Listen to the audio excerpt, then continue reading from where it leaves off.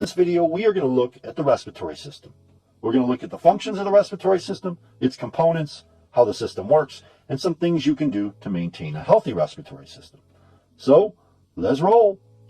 The respiratory system's main functions include transporting air into and out of the lungs, protecting the body against harmful particles that are inhaled, and its most important function, the exchange of oxygen and carbon dioxide. So, it's basically about breathing. Now let's take a look at a diagram and we'll go through the respiratory system's main components.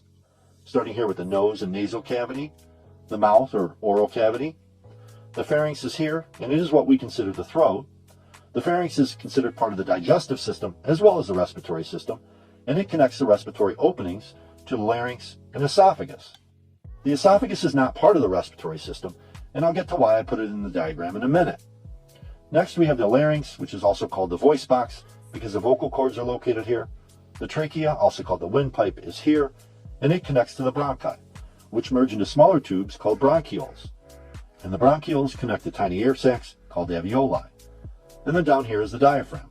Now let's go through a very basic look at what happens during the breathing process. So air is breathed in through the nose or mouth. When it enters through the nose, it gets spread out by these shelf-like things here called conchi. The conchi help humidify the air and trap some inhaled particles. They also warm the air. The air next passes through the pharynx and enters the trachea. One note here, this little flap-like structure is called the epiglottis, and it has an important function. During breathing, it is pointed upward, allowing airflow into the trachea. However, during swallowing, it folds down to prevent food from going into the trachea, directing the food into the esophagus. If food does enter the trachea, the gag reflex is induced to protect the respiratory system. The epiglottis here, this little thing, shows you how amazing the human body is. Anyways, back to airflow.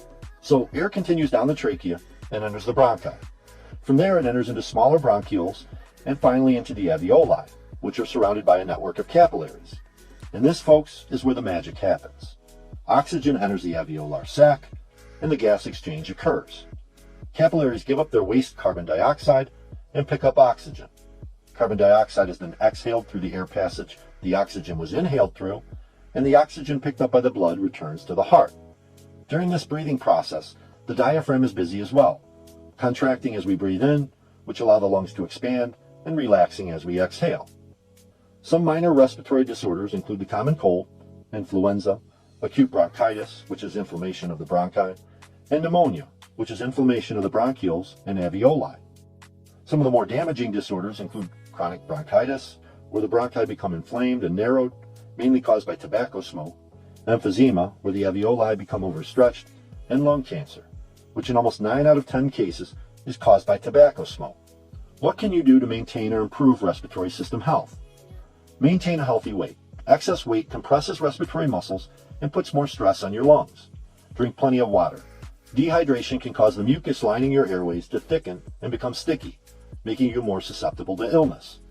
Consume foods rich in vitamins, minerals, and antioxidants, such as fruits, veggies, and nuts, which can help reduce inflammation and fight oxidative damage.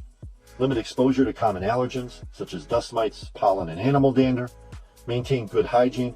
Many respiratory viruses are transmitted because of bad hygiene and poor hand washing. Don't overconsume alcohol. It dehydrates the body and weakens the immune system.